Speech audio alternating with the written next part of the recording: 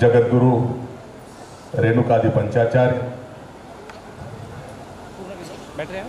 वीरशैव धर्माचे आद्य प्रचारक, समतेचे जनक, क्रांतीसूर्य जगज्योती महात्मा बसवेश्वर,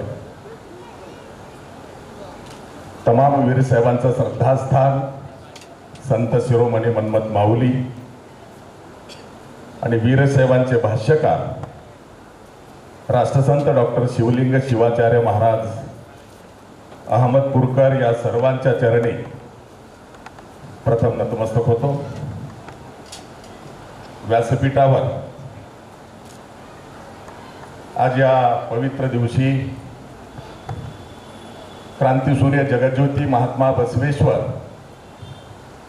यांच्या 895व्या जयंती उत्सवाच्या निमित्तानं आयोजित केलेल्या विविध कार्यक्रमाच्या या समारोपाच्या व्यासपीठावर उपस्थित सन्माननीय आमचे अनिल भाऊ अग्रवाल, सुरेंद्रप्पा हुंडीवाले, प्रवीण भाऊ हरमकर, शिरीषप्पा रमापुरे, संजयराव तिरतकर, संजयराव शिरभाते, योगेशप्पा विजयकर, ललिताताई रतावा, सुनीताताई भेले, सर्वच व्यासपीठावरील मान्यवर, या जयंती उत्सव समितीचे सर्व पदाधिकारी, पूर्ण जयंती उत्सवामध्ये सहभागी झालेल्या आमच्या सर्व माता भगिनी, माझ्या सोबत आलेले शिवा कर्मचारी महासंघाचे महाराष्ट्राचे कार्यकारी अध्यक्ष विठ्ठलराव ताकबिडे, नांदेडहून माझ्या सोबत आलेले माझे जिल्हाध्यक्ष विलास कापसे, संग्राम काडवदे, वर्ध्यावरून आलेले आमचे जिल्हाध्यक्ष सुरेशप्पा पट्टेकर, महिला आघाडीच्या जिल्हाध्यक्ष हिंगमेरेताई, अमरावतीतील आमचे जिल्हाध्यक्ष दीपकप्पा गाडे, सर्वच आमचे पदाधिकारी, आपल्या जयंती उत्सव समितीमध्ये ज्यांनी ज्यांनी ज्ञात अज्ञात आणि योगदान दिलं ते सर्वच समाजाप्रती प्रेम व्यक्त करणारे सर्व समाज बांधव, तरुण कार्यकर्ते, ज्यांनी मला आवर्जून या ठिकाणी आमंत्रित केलं ते आमचे संजय भाऊ गव्हाणे आणि त्यांची सर्व टीम आणि उपस्थित सर्व वीरशैव बंधू आणि भगिनींनो, मी सर्वप्रथम आपल्या सगळ्यांचं आणि जयंती उत्सव समितीच्या सर्व पदाधिकाऱ्यांचं, सदस्यांचं जाहीरपणे अभिनंदन करतो, आपलं कौतुक करतो की आपण या जयंती उत्सवाच्या निमित्तानं समाज उपयोगी विविध कार्यक्रम, विविध कलागुण आणि समाजातले वेगवेगळ्या क्षेत्रातले प्रावीण्य आणि नाविन्य मिळवणारे जे आहेत त्यांचा गुणवंतांचा सत्कार असा विविधांगी कार्यक्रम आपण या ठिकाणी आयोजित केला। त्यामुळे मी पहिल्यांदा आपल्या सगळ्यांचंच या ठिकाणी जाहीर अभिनंदन करतो, आपल्याला धन्यवाद देतो। खरं तर आपण कार्यक्रमाला एकत्र बसलोत आणि स्वरूप बघितल्याच्या नंतर मी विजू भाऊला बोलताना म्हणत होतो, मला वाटतं अनिलजी आपल्याला म्हणालो मी की माझ्याकडे मराठवाड्यात किंवा पश्चिम महाराष्ट्रामध्ये एखाद्या वाडीवर जरी गेलं तर याच्यापेक्षा जास्त समाज एकत्र होतो। त्याला कारण पण आहे, संख्या तेवढी तिथं आहे, पण अमरावती सारख्या जिल्ह्यामध्ये संख्या कमी असताना सुद्धा तुम्ही अशा पद्धतीचं आखीव रेखीव नियोजन करणं आणि महात्मा बसवेश्वरांची जयंती फक्त वीरशैव लिंगायतच नाही तर सगळ्या जाती धर्माच्या बांधवांना सहभागी करून घेऊन साजरी करणं ही माझ्यासाठी अत्यंत महत्त्वाची बाब आहे। महामानव कुठल्याही एका जातीचे असू शकत नाही, असं असलं तरी मी आज महात्मा बसवेश्वरांच्या बद्दल जास्त बोलावं असं अपेक्षित नाही, कारण तुम्हाला सगळ्या गोष्टी माहिती आहेतच। पण महात्मा बसवेश्वरांच्या बद्दल बोलताना आताच आमच्या गव्हाणेताईंनी मला वाटतं पुस्तकं वाटप केली. दोष समाजाचा नाही, दुर्दैवाने लिखित साहित्य जे अलीकडच्या काळामध्ये महात्मा बसवेश्वरांच्या बद्दल आलं ते 3 मुद्द्यावरती दूषित करण्यात आलेलं आहे. मी त्याचा खुलासा मुद्दा म्हणून करतो कारण मी राष्ट्रीय अध्यक्ष म्हणून व्यासपीठावर बसल्यानंतर जे माझ्या नजरेला आलं त्याचा खुलासा होणं अपेक्षित आहे, आवश्यक आहे. बांधवांनो, मी आपल्याला आठवण देईन, महात्मा बसवेश्वरांचा जन्म कर्नाटक राज्यातल्या बिजापूर जिल्ह्यातील बागेवाडी नावाच्या छोट्याशा गावामध्ये मादरस आणि मादलांबिका या सुचिरभूत वीरशैव कुटुंबामध्ये झाला. महात्मा बसवेश्वरांचा जन्म हा अक्षय तृतीया इसवी सन 1131 ला झाला. आज आपण महात्मा बसवेश्वरांची 875वी जयंती साजरी 895वी जयंती साजरी करतो आहोत. थोडंसं आपण मागे जाऊ. 895वी जयंती साजरी करताना आपल्या पूर्वजांनी, आपल्या अगोदरच्या पिढ्यांनी, वीरशैव लिंगायत समाजाने किंवा बहुजन समाजाने महात्मा बसवेश्वरांना समजून घेतलं होतं का? तर त्याचं उत्तर नाही असं आहे. मी आपल्याला सांगितलं पाहिजे, या देशामध्ये वीरशैव लिंगायत समाजाची लोकसंख्या 5 कोटीपेक्षा जास्त आहे. महाराष्ट्रामध्ये वीरशैव लिंगायत समाजाची लोकसंख्या 85 लाख आहे. 28 जानेवारी 1996 ला जेव्हा मी सेवा संघटना स्थापन केली तेव्हापासून महाराष्ट्रामध्ये सेवा संघटनेच्या 3000 गावांमध्ये शाखा निर्माण झाल्या. महाराष्ट्राच्या बाहेरही, पण कर्नाटक असेल, तेलंगणा असेल, आंध्र प्रदेश असेल, मध्य प्रदेश असेल, गुजरात असेल, या 5 राज्यामध्ये 1800 शाखा म्हणजे जवळपास 2000 शाखा झाल्या. सेवा संघटनेच्या आज देशामध्ये 5000 शाखा आहेत. सेवा संघटनेची कोलंबोला शाखा आहे, सेवा संघटनेची लंडनला शाखा आहे. एका सूत्रामध्ये, एका दोरीमध्ये वीरशैव तत्वज्ञान आणि महात्मा बसवेश्वरांचा विचार, आमच्या संत महात्म्यांचा विचार हा समाजातील तळागाळापर्यंत, बहुजनांपर्यंत घेऊन जाण्याचं काम गेली 30 वर्ष महाराष्ट्र आणि देशामध्ये सेवा संघटना करते आहे. मी उल्लेख यासाठी केला की आम्ही अनभिज्ञ आहोत.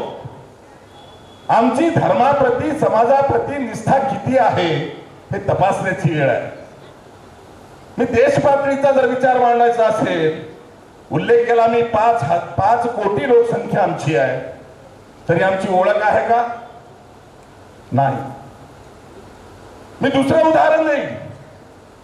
या देशामध्ये सिखांची संख्या 1 कोटी आहे, पण सिखांचा बोलबाला जगाच्या सगळ्या क्षेत्रामध्ये, जगाच्या सर्व पटलावरती आहे. का? त्याचं कारण आहे, ज्यांनी धर्माची कास सोडली त्यांचं अस्तित्व संपलं हा इतिहास साक्षीला आहे. परंतु सिखांच्या बाबतीमध्ये आपण बघितलं असेल, अब्जाधी सिख असेल, कोट्याधीश असेल, तरीही त्याला धर्म सोडता येत नाही. कडवटता जी आहे धर्माची ती आपण त्यांच्यामध्ये पाहतो. मी उदाहरण देईन आपल्याला 2. या देशाच्या राष्ट्रपती पदावर ज्ञानी झैल सिंग होते. या देशाच्या पंतप्रधान पदावर मनमोहन सिंग होते. मला सांगा, देशाच्या सर्वोच्च पदावर बसलेल्या या शीख बांधवांची संख्या किती सांगितली? 1 कोटी.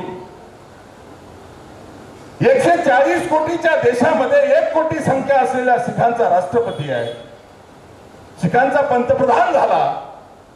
परंतु त्यांची दुसरी बाजू बघा, राष्ट्रपती झालेले ज्ञानी झैल सिंग असतील का पंतप्रधान झालेले मनमोहन सिंग असतील, त्यांनी त्यांचा धर्म सोडला नाही, पगडी आणि किरपण काढलं नाही.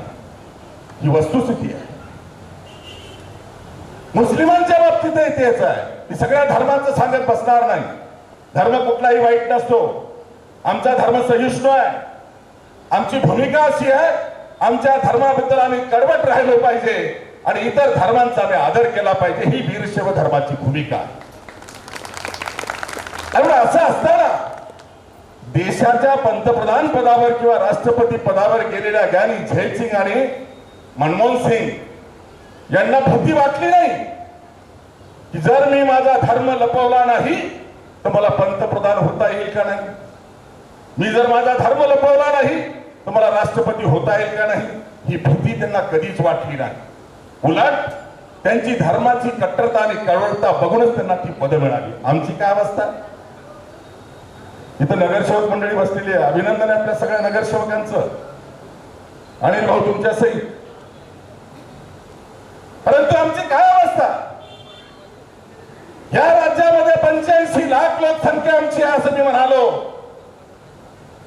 असं असलं तरीही आमच्या गावातला गावचा सरपंच जरी आमचा झाला तर गळ्यातला लिंग खुंटीला अडकून ठेवून कमरेला बाटली लावून समाजाला शिवाय द्यायला सगळ्यात पुढे आहे. ही शोकांतिका आमच्या धर्मात. आज आम्ही धर्माचं आचरण करतो आहोत का, याचंही चिंतन होण्याची आवश्यकता आहे. आमच्या धर्माचा ऱ्हास झाला मी आपल्याला सांगितलं पाहिजे. एक काळ होता, मी भारत भूखंडात म्हणणार नाही, भारत उपखंडाची आपल्याला हिस्ट्री सांगेल, इतिहास सांगेल. भारत उपखंड हा संपूर्ण शिवमय होता. या भारत उपखंडामध्ये भारत देश आहे, श्रीलंका आहे, ब्रह्मदेश आहे, अफगाणिस्तान आहे, पाकिस्तान आहे, बलुचिस्तान आहे. या सगळ्यांना मिळून भारत उपखंड म्हणलं जायचं. त्या भारत उपखंडामध्ये मूळ संस्कृती जर कुठली होती तर आमची होती ती शिवसंस्कृती होती. पण आमचा ऱ्हास झाला. पाकिस्तान सारखा देश जरी आज जरी मुस्लिमांचा असेल तर रावळपिंडी नावाचं शहर पाकिस्तानमध्ये आहे. रावळपिंडीचा अर्थ काढा. आमच्यामध्ये मठ परंपरा आहे, भले 2 प्रवाह आमच्यामध्ये, काही वाईट नाही. पंचाचार्यवादी आहेत, विरक्तवादी आहेत. आणि पंचाचार्यवादीमध्ये मठाधिपती शिवाचार्य जे आहेत ते आमच्या 2 प्रकारचे, एक चर आणि दुसरा स्थिर. स्थिर मठाधिपती मठात पूजा अर्चा करतात, चर मठाधिपती धर्माचा प्रचार करतात. एवढी भक्कम शृंखला आमच्या धर्माची आहे. वर 5 पंचपीठ आहेत. आणि जे आजही केदारला जर आपण गेला असाल, केदारचे जगद्गुरु ज्याला म्हणतात त्यांचं नाव रावळ आहे. रावळ म्हणजे केदारचे पुजारी आहेत. आणि रावळ म्हणजे पुजारी, रावळ म्हणजे जंगम. आणि जंगम पुजारीच्या नावाने रावळ पिंडी. पिंडी कोणाला म्हणतात? शिवपिंडी म्हणजे पिंडी आहे. म्हणजे आजही मुस्लिमांच्या पाकिस्तानमध्ये सुद्धा रावळपिंडी नावाचं शहर आहे. याचा अर्थ पाकिस्तानमध्ये आम्ही बहुसंख्याक होतो. मी दुसरं उदाहरण देईल आपल्याला. 12व्या शतकातल्या महात्मा बसवेश्वरांचा आपण या ठिकाणी उत्सव करतो आहोत. त्याच 12व्या शतकातल्या महात्मा बसवेश्वरांच्या कालखंडामध्ये जम्मू काश्मीरचा राजा शंकर मरुदेव नावाचा राजा होता. तो वीरशैव होता. आज काय अवस्था आहे आमची? जम्मू काश्मीरमध्ये आम्हाला शोधून सुद्धा कोणी आमचा माणूस दिसत नाही. हिंदूच दिसत नाही तर वीरशैव लिंगायचा काय प्रश्न आहे? काय अवस्था आहे काशीपीठाची?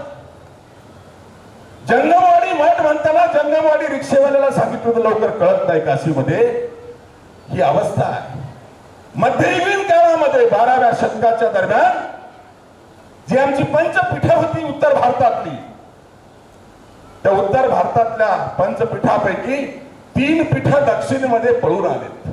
किती लोकांनी इतिहास वाचला? आमचे धर्मपीठ धर्मगुरु जरी लपवत असतील तर मला हे सांगितलं पाहिजे, कारण ज्यांना इतिहास सांभाळता येत नाही त्यांचं अस्तित्व शिल्लक राहत नाही. हा आपल्यासाठी इशारा आहे. आणि म्हणून मी आपल्याला विनंती करणार आहे, महात्मा बसवेश्वरांची जयंती साजरी करताना आपण सगळ्यांनी कडवटपणे आपला धर्म पाळा. मला अभिमान वाटला आमच्या काही भगिनी गळ्यामध्ये इष्टलिंग घालून आहे. मला अभिमान वाटला ह्या गोष्टीचा. पण जर आम्ही बघितलं अमरावतीमध्ये सुद्धा संख्या कमी होती असं मी म्हणणार नाही, विदर्भामध्ये संख्या कमी होती असं मी म्हणणार नाही. इकडे संख्या होती जशी उत्तर भारतामध्ये आमची संख्या होती ती नगण्य झाली, कन्व्हर्टेड झाले आणि आमचा धर्म संपुष्टात आला. दक्षिण भारतामध्ये सुद्धा वाईट वाटून घेऊ नका, आमच्या महिला भगिनीने आज विभूती एवढीच लावलेली, एवढी लावली. तुम्ही लातूरच्या नाही, विभूती आहे. अरे त्रिपुंडी भस्म म्हटलेला आहे, लाजू नका, घाबरू नका. पूर्ण गाव जरी हिंदूंचा असेल आणि एक घर मुसलमानाचा असेल तर दाढी ठेवल्याशिवाय टोपी घातल्याशिवाय राहत नाही. आमची गावाच्या गावात तरी आम्ही धर्म पाळायला घाबरतो. पूर्ण गाव जरी कोणाचा असला, एक जरी सुखाचं घर असेल तर तो त्याचा धर्म सोडत नाही. आम्ही आमचं गाव जरी सगळं असलं तरी आमचा धर्म पाळायला तयार नाही.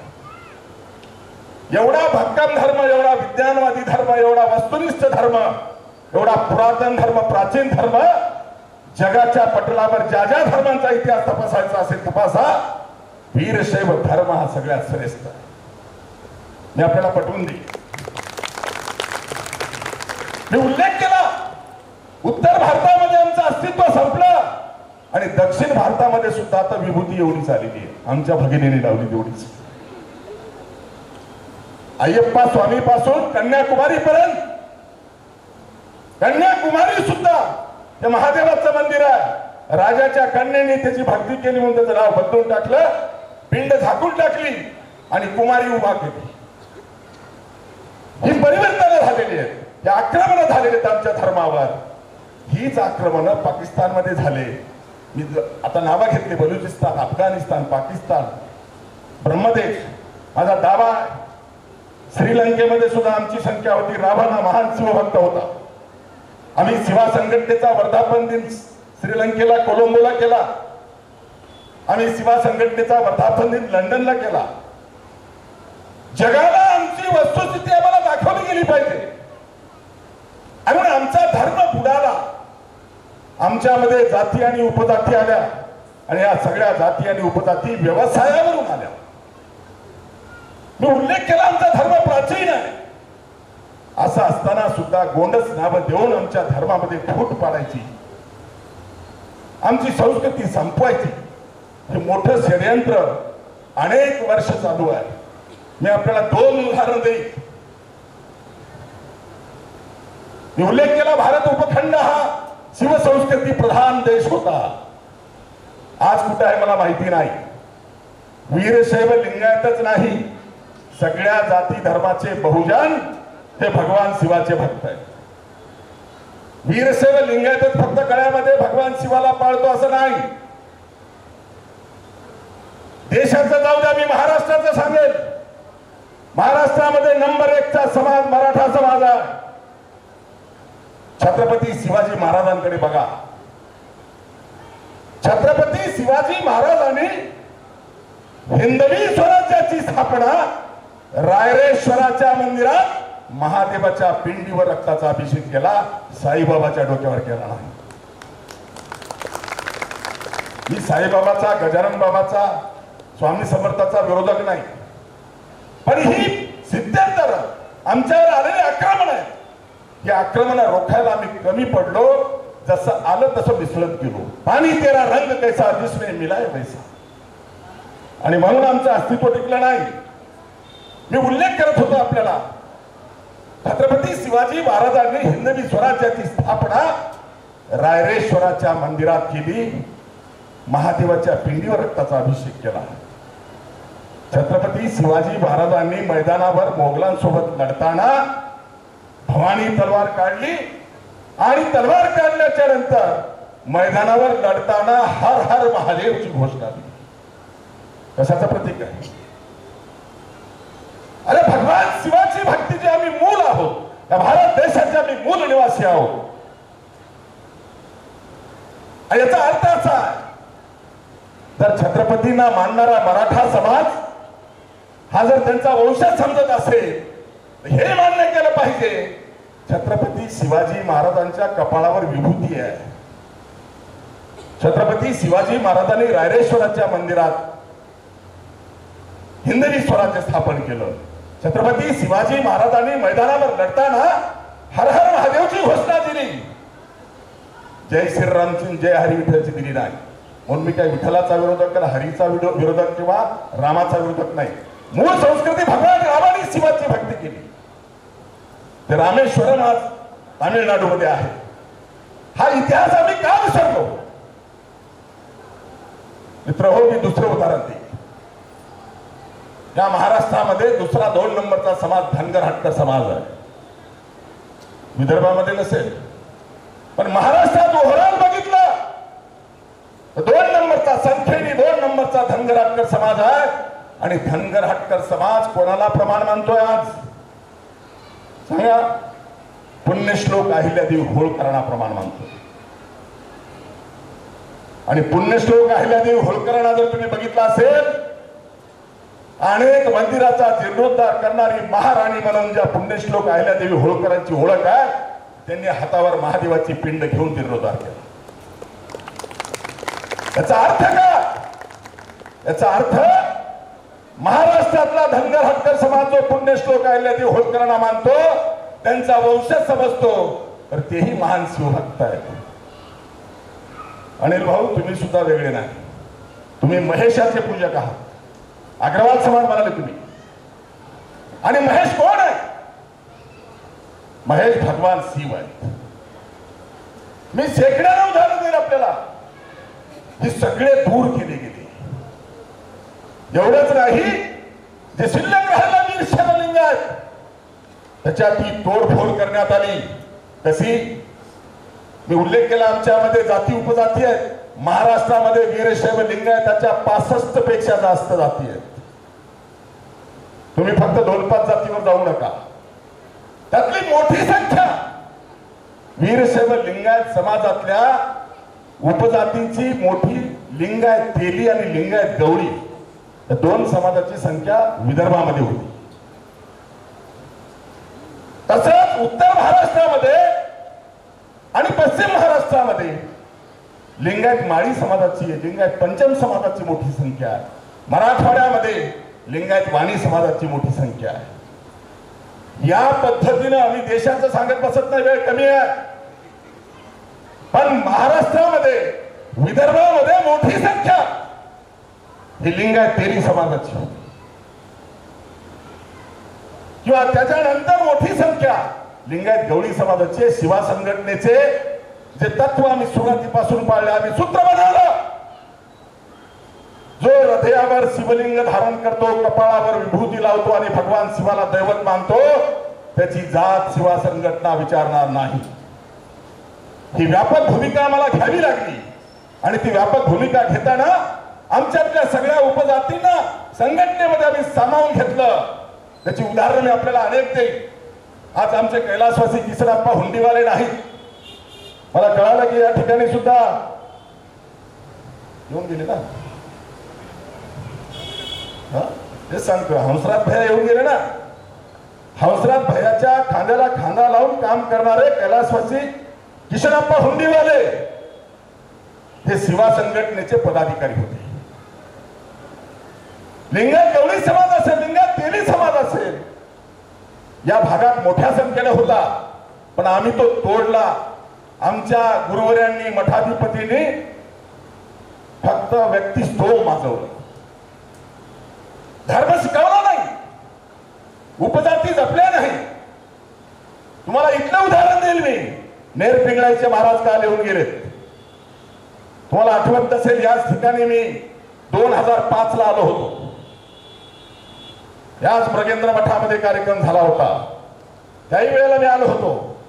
त्याच्यानंतर इकडे आमच्या आता नगरसेवक बसलेत. त्यावेळेला तुम्ही होता का नाही माहिती नाही.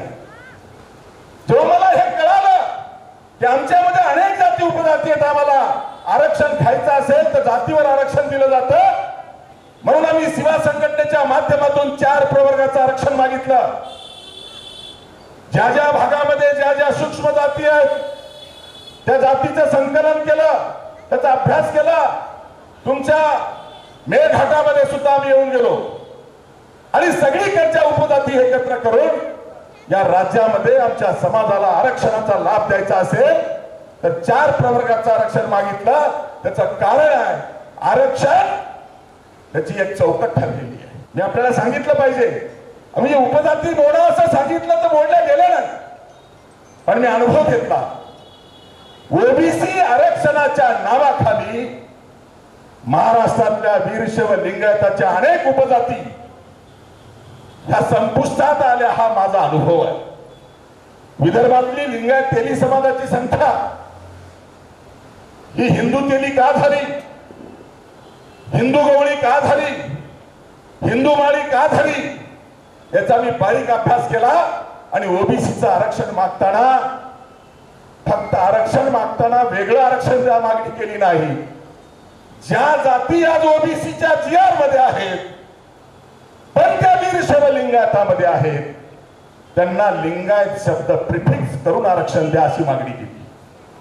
आणि मग ती मागणी करण्याचं कारण जर काय होतं मला कळालं होतं की आम्ही उत्तर भारतात संपलो, दक्षिण भारतात संपलो, पाकिस्तान तर केव्हा संपला, जम्मू काश्मीर हातातून गेला. महाराष्ट्रामध्ये सुद्धा अलीकडच्या 100 वर्षामध्ये नवीन देव आणले आणि आमचा समाज नको ते खात बसला. त्याचा परिणाम आम्ही बघितला.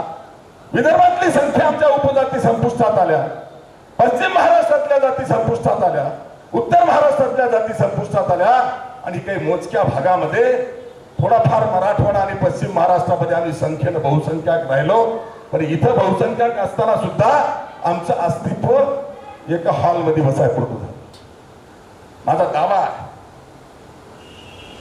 तुमच्या पूर्वजांना जर आपण तपासला असेल, विचारला असेल तर अमरावतीतलं उदाहरण देतो. मी आल्यानंतर अशी जिथं चर्चा झाली होती आणि वीरशैव ढोर समाज, वीरशैव कक्कया समाज हा वीरशैव आहे आणि एक गल्लीच वीरशैव ढोर समाजाची आहे असं जेव्हा कळालं तेव्हा आम्ही वीरशैव ढोर गल्लीमध्ये आलो होतो. पुरातन महादेव मंदिर आहे तुमच्या गल्लीमध्ये, तुम्हीच ना नगरसेवक. आणि मग जेव्हा आम्ही चर्चा केली की बाबा तुम्ही वीरशैव ढोर आहे तर गळ्यात लिंग का नाही विचारलं, त्यांनी सांगितलं मला कोणीच सांगितलं नाही. आम्ही गल्लीमध्ये फिरायला गेल्यानंतर मला एका महादेवाच्या मंदिरात नेलं. आज मंदिर असेल ते. तिथं गेल्यानंतर मी त्यांना विचारलं की हे महादेवाचं मंदिर कोणी बांधलं. आणि मग त्या लोकांनी मला एका मधल्या खोलीत नेलं आणि एक मोठा फोटो होता. त्यांनी सांगितलं की माझे आजोबा यांनी ते मंदिर बांधलं. आणि त्यांच्या आजोबाचा मी फोटो बघितला, कपाळावर स्वच्छ विभूती आणि गळ्यामध्ये लिंग होतं. म्हणजे भाऊ तुमच्या गल्लीतलं तुमच्या गावातलं उदाहरण द्यालो मी तुम्हाला. त्यांच्या फोटोवर मी बघितलं कपाळावर स्वच्छ विभूती होती, गळ्यामध्ये लिंग होता. आणि मग मी म्हणालो तुम्ही वीरशैव ढोर का होता तर गळ्यात इष्टलिंग आहे, कपाळावर विभूती आहे, तुमच्या का नाही. त्यांनी सांगितलं आमच्यापर्यंत कोणी आलंच नाही. मी अमरावती सोडली नाही, नेरपिंगळाच्या महाराजांना बोललो, कार्यक्रम ठरवला आणि तिथे शिवा संघटनेची शाखा मी 2005 ला काढलेली आहे. राजू चव्हाण नावाचा शाखा प्रमुख त्यावेळेला केला होता. आता राजू चव्हाण आहेत का? कुठे बसलेत राजू चव्हाण? उभा टाका. हा आठवा ते शाखा प्रमुख इथं आहे. 2005 उदाहरण द्यालो मी. आणि मग आम्हाला आमचं अस्तित्व कळालं. वीरशैव ढोर समाज, वीरशैव कक्कया समाज अस्पृश्य समजून आम्ही दूर केला. आमच्यातला लिंगायत तेली, लिंगायत माळी, लिंगायत कोष्टी, लिंगायत कुंभार आम्ही उपजाती म्हणून दूर केला. आम्ही जंगम आणि पंचम मध्ये अडकलो आणि त्यामुळे आमच्या धर्माचा ऱ्हास झाला. जाती या जन्मानं जरी तुम्हाला आल्या असं वाटत असतील तर माझा दावा आहे जाती या व्यवसायावरून आल्या. जर कोणी वीरशैव पंचम कुटुंबात किंवा वीरशैव वाणी कुटुंबात जन्मला असेल किंवा गवळी कुटुंबात जन्मला असेल त्यांच्या जाती या व्यवसायावरून आल्या. तर हृदयावर लिंग धारण करून कपाळावर भस्म लावत असेल, भगवान शिवाला दैवत मानत असेल आणि दुधाचं काम करीत असेल तर तो लिंगायत गवळी झाला. माळी काम करत असेल तर तो लिंगायत माळी झाला. किंवा छोटा मोठा व्यापार करत असेल तर तो लिंगायत वाणी झाला. या पद्धतीनं आमच्यामध्ये जाती आल्या. तुम्ही कोकणात जाल मोठी संख्या आमची लिंगायत गुरुवांची आहे. हेमाडपंथी महादेवाची मंदिरं कोकणामध्ये जी आहेत छत्रपतींच्या काळात निर्माण झालेली, तिथं सगळे पुजारी हे लिंगायत गुरव आहेत. त्याला माहित नव्हतं जंगल म्हणजे पुजारी समजायचं. ही अवस्था आमची झाली. महाराष्ट्रामध्ये सुद्धा आमच्या उपजाती तोडण्याचं काम हे दुसऱ्यांनी केलं नाही, आम्हीच केलं. आणि मग आम्ही संकुचित होत गेलो. राहिले सुले जे आहेत त्याच्यातही पुन्हा वीरशैव वेगळे आणि लिंगायत वेगळे. अलीकडे पेव फुटलं होतं. वीरशैव वेगळे आणि लिंगायत वेगळे. बांधवांनो, वीरशैव आणि लिंगायत वेगळे नाहीत. वीरशैव हा प्राचीन धर्म आहे, लिंगायत हा बोली भाषेतला शब्द आहे. दोन्हीचा अर्थ एकच आहे. आणि वीरशैव आणि लिंगायत वेगळे होऊ शकत नाहीत. पण राजकारण्यांच्या आमिषाला बळी पडून आमच्याकडे सुद्धा कर्नाटकामध्ये सुद्धा हा प्रयोग झाला वीरशैव वेगळे आणि लिंगायत वेगळे म्हणण्याचा. त्याच्या पुढे जाऊन विरक्तवादी वेगळे, पंचाचार्यवादी वेगळे. बांधवांनो, दोन दोन प्रवाह विचाराचे सगळ्या धर्मामध्ये आहेत का नाही? ज्या भगवान येशू ख्रिस्ताने ख्रिश्चन धर्म स्थापन केला असं आपण मानतो, त्या येशू ख्रिस्ताचा कालखंड किती आहे? 2500 वर्ष, 2000 वर्ष. त्याच्या अगोदर या जगाच्या पटलावर ख्रिश्चन धर्म नव्हता. त्यांच्यामध्ये सुद्धा दोन प्रवाह आहेत, कॅथलिक आणि प्रोटेस्टंट. मुस्लिमांमध्ये सुद्धा दोन प्रवाह आहेत, शिया आणि सुन्नी. जैनांमध्ये सुद्धा दोन प्रवाह आहेत, दिगंबर आणि श्वेतांबर. सगळीकडे दोन प्रवाह आहेत. असे आमच्यात बी आहेत. आमच्यात बी आहेत वीरशैव म्हणणारे वेगळे, लिंगायत म्हणणारे वेगळे, किंवा पंचाचार्यवादी आणि विरक्तवादी. विरक्तवाद हा महात्मा बसवेश्वरांच्या कालखंडापासून वाढला. पंचाचार्यवाद हा पुरातन आहे. आणि मग अलीकडच्या काळात आमची तोडफोड करायचं काम जे झालं त्यामध्ये वीरशैव आणि लिंगायत वेगळे म्हटलं गेलं आणि दोघांमध्ये डोकी फोडायचं काम चालू झालं. लिंगायत धर्म आहे.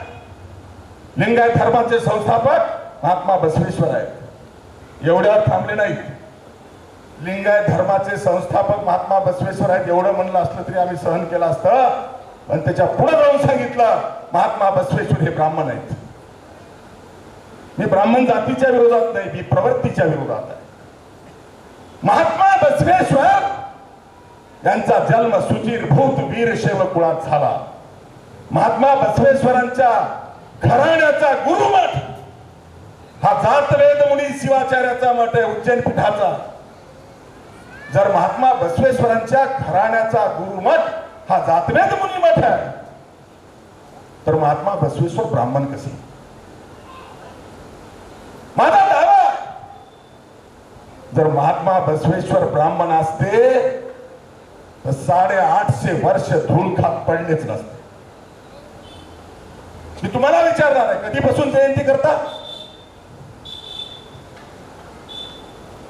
बोलत चला, कधीपासून करता? गप्पा मारू नका कोणी. मठात मंदिरात म्हणत नाही मी, मिरवणुका काढून. महात्मा बसवेश्वरांच्या विचाराला या देशामध्ये स्थान मिळालं नाही आणि ते स्थान मिळवून द्यायचं काम या देशामध्ये शिवा संघटनेने केलं आहे. मी आपल्याला उदाहरण सांगेन. भारत देशामध्ये 4च महात्मे होऊन गेले. त्यामध्ये 2500 वर्षापूर्वी महात्मा गौतम बुद्ध,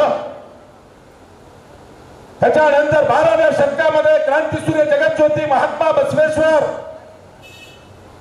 19व्या शतकामध्ये महात्मा ज्योतिबा फुले आणि 20व्या शतकामध्ये महात्मा गांधी.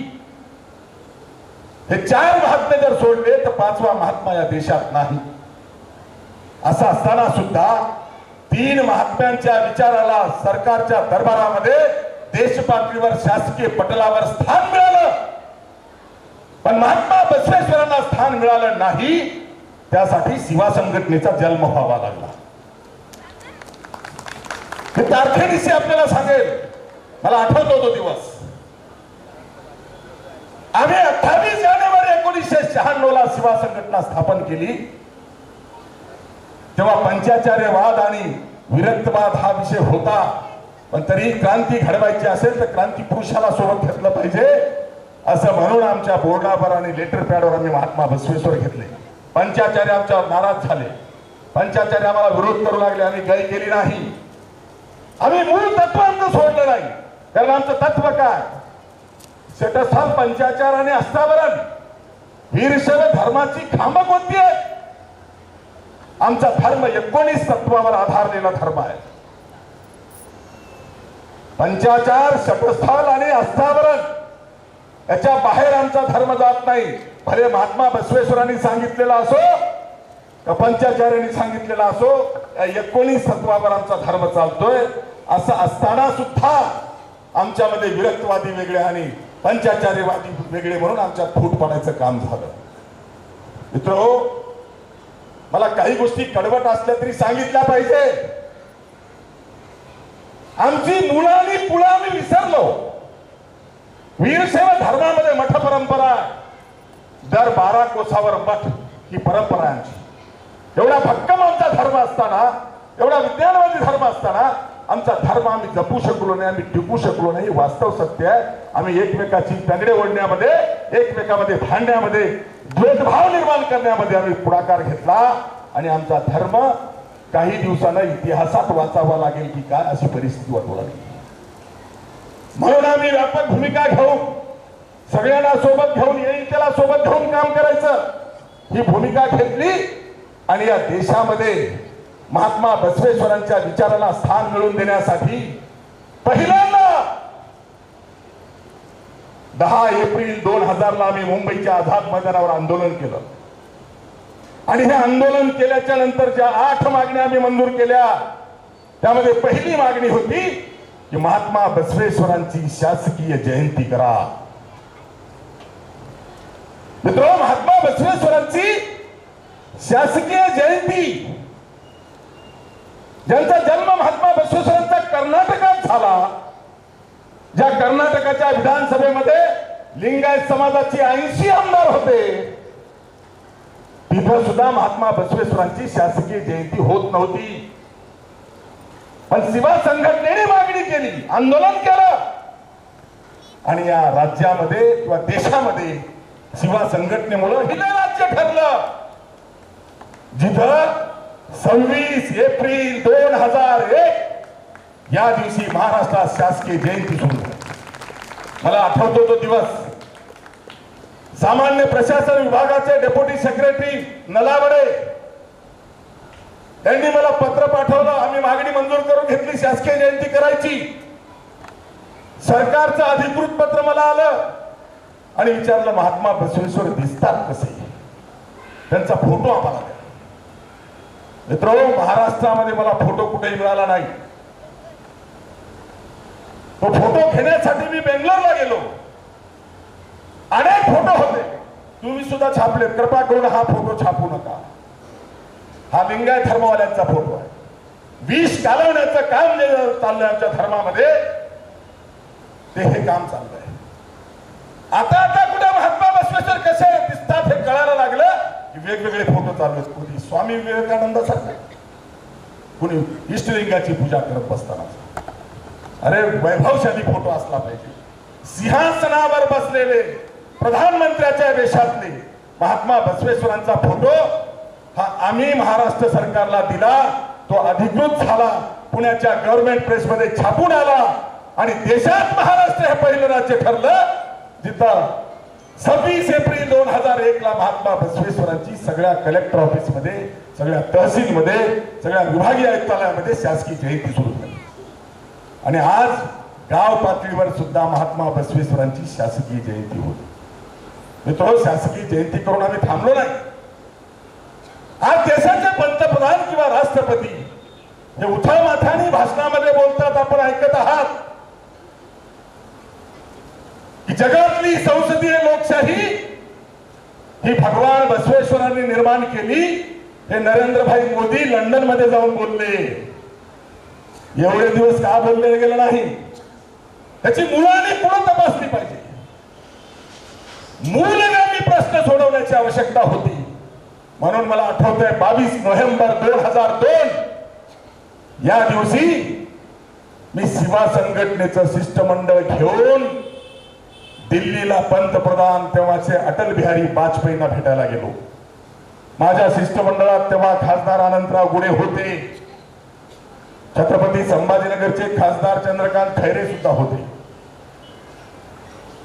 मी देशाच्या पंतप्रधानाला निवेदन दिलं आणि त्या निवेदनात स्पष्ट भूमिका घेतली मी की जगातली संसदीय लोकशाही ही मॅग्ना कार्टाने स्थापन केली नाही, गोऱ्या कातडीच्या इंग्रजांनी स्थापन केली नाही, तर महात्मा बसवेश्वरांनी केली. हे माझ्या निवेदनात मी ठासून सांगितलं. मित्र, एवढंच नाही, महात्मा बसवेश्वरांना जगातला मोठा तत्वज्ञ म्हणून ज्यांची ख्याती आहे कार्ल मार्क्स महात्मा बसवेश्वरांना गुरुस्थानी मानायचे. ही गोष्ट आम्ही पंतप्रधानांना दिलेल्या निवेदनात मांडली. आणि जगातली संसदीय लोकशाही जे मॅग्ना कार्टाने इंग्लंडमध्ये 13व्या शतकात आणली हे जग मान्य करतंय ते खोटं आहे. 13व्या शतकाच्या 100 वर्ष अगोदर 12व्या शतकामध्ये कर्नाटक राज्याच्या बिदर जिल्ह्यातील बसव कल्याण या ठिकाणी महात्मा बसवेश्वरांनी 12व्या शतकामध्ये अनुभव मंडप स्थापन केला. आणि अनुभव मंडप नावाची धर्म संसद ही 12व्या शतकात महात्मा बसवेश्वरांनी स्थापन केली. काय व्यापक विचार होता महात्मा बसवेश्वरांचा. 12व्या शतकामध्ये अनुभव मंडप नावाची धर्म संसद स्थापन केली. तिचा अभ्यास करून इंग्रजांनी 13व्या शतकामध्ये लंडन मध्ये संसद आणली आणि त्याची प्रचिती सगळ्या जगभर झाली. जगातली पहिली संसद ही इंग्लंड मध्ये आहे हे मान्य झालं. त्याला खोडून काढायचं काम सेवा संघटनेने केलं. देशाच्या पंतप्रधानाला मागणी केली की कार्ल मार्क्स ज्यांनी महात्मा बसवेश्वरांना गुरु मानलं त्या रशियाच्या संसदेमध्ये महात्मा बसवेश्वरांचा पुतळा हा कार्ल मार्क्सच्या बरोबरीने लावला, पण भारताच्या संसदेमध्ये नाही. हे दुर्दैव आहे. आणि सेवा संघटनेने मागणी केली की उशिरा का होईना जगातल्या संसदीय लोकशाहीचे निर्माते जे महात्मा बसवेश्वर आहेत त्यांचा पुतळा देशाच्या संसद भवनामध्ये उभा करा. मित्रहो, अटलजींनी ही गोष्ट मान्य केली आणि मोकळेपणाने सांगितलं गेला मंजुरी द्यायचा अधिकार माझा नाही. संसदेत पुतळा बसवायचा असेल तर तो अधिकार लोकसभेच्या सभापतींना आहे. आणि आम्हाला मनोहर जोशीकडे जायला सांगितलं. मनोहर जोशी सर लोकसभेचे सभापती होते. तुम्हाला माहिती आहे, मी 40 वर्ष शिवसेनेमध्ये, माझ्यासोबत 2 खासदार शिवसेनेचे, दुसरे सोलापूरचे आमदार शिवशरद पाटील बिराजदार हे शिवसेनेचे. शिष्टमंडळात आम्ही होतो. गेल्याबरोबर मनोहर जोशी सरांनी मान्य केलं आणि मला सांगितलं, मनोहर तुझी मागणी मान्य आहे. मी महाराष्ट्राचा मुख्यमंत्री असताना भारताच्या संसदेमध्ये छत्रपती शिवरायांचा पुतळा उभा करायचा दृढ संकल्प केला. त्याला आम्ही मंजुरी दिली आणि पुतळा चालू आहे का, आम्ही पुतळा बसवणार आहोत. तुझ्याही पुतळ्याला मंजुरी दिली आणि आमचा नियम आहे मंजुरी आम्ही देऊ, पुतळा तुम्हाला द्यावा लागेल. आज सेवा संघटनेला 30 वर्ष झालेत. 30 वर्षामध्ये हजारो विषयात निकाली काढलेत. 1 रुपया सुद्धा वर्गणी कोणाचीच घेतली नाही. आजही सेवा संघटनेचं बँकेत खातं नाही. मला सांगण्यात आलं की 50 लाखाचा पुतळा तुला भेट द्यावा लागेल. आम्ही होकार दिला आणि बांधवांना होकार देऊन 22 नोव्हेंबर 2002 या दिवशी मनोहर जोशी सरांनी आम्हाला मंजुरी दिली. आणि त्याच्यानंतर आम्ही देशात पहिल्यांदा शासकीय जयंती महाराष्ट्रात केली. म्हणून सेवा संघटनेचा अध्यक्ष म्हणून माझा सत्कार ठेवला होता. ज्यांचं भालकीकरांचं नाव या पुस्तकात आहे ते भालकीचे आप्पा आणि भीमण्णा खांडरे यांनी बिदरला माझा सत्कार ठेवला होता. मी सांगितलं सत्कारासाठी येणार नाही, आम्ही काम करणारे माणसं सत्कारासाठी आपापलेले नाही. मी नकार दिला होता. पण जेव्हा पुतळा भेट द्यायचा विषय माझ्याकडे आला, आम्हाला रात्रभर झोप येत नव्हती. आणि मग आठवलं की आता कर्नाटकात सत्कार घ्यायला जावं लागेल. आणि मग बिदरच्या अक्का महादेवी इंजिनिअरिंग कॉलेजच्या मैदानावर सत्काराला आम्ही गेलो. आणि तिथं मी हा मुद्दा मांडला. मुद्दा मांडल्याच्या नंतर गुलबर्ग्याच्या शरण बसवेश्वरप्पांनी माझ्या हातातला माईक घेतला आणि सांगितलं, मी आवाहन केलं होतं की आम्ही ही मंजुरी मिळवलेली आहे. महाराष्ट्रातल्या शिवा संघटनेची जनशक्ती आणि कर्नाटकातल्या वीरशैवांची धनशक्ती ही जर एकत्र आली तर भारताच्या संसदेमध्ये महात्मा बसवेश्वरांचा पुतळा बसेल. त्यासाठी 50 लाख रुपये लागणार आहेत. आपण मदत करा असं मी जेव्हा आवाहन केलं तेव्हा गुलबर्ग्याच्या ट्रस्टचे अध्यक्ष आज ते शिवाक्य झाले, वर्ष झालं त्यांना शिवाक्य हो, शरण बसवेश्वरप्पा यांनी हातातला माईक घेतला आणि सांगितलं, वर्गणी नाही, 50 लाख रुपयाचे जे काही मदत लागेल पुतळा भेट आमच्या ट्रस्टच्या वतीने आम्ही देऊ.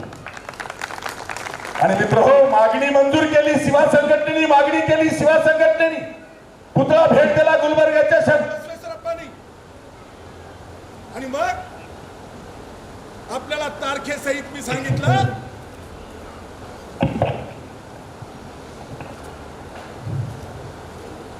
22 नोव्हेंबर 2002 ला मागणी केली आणि 28 एप्रिल 2003 आपण इंटरनेटवर जा, तारखा तपासा.